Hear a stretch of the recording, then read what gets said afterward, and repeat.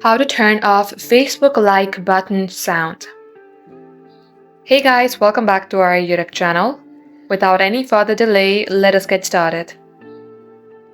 Open up your Facebook application from your device and get logged into your Facebook account. Tap on the menu bar on your right hand side.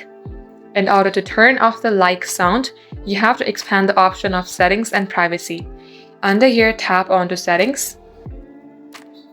Scroll below until you find the media option. This option might be under preferences. Tap open the media option. And under here you will see sounds in the app. By default, it may be toggled on. Toggle this off.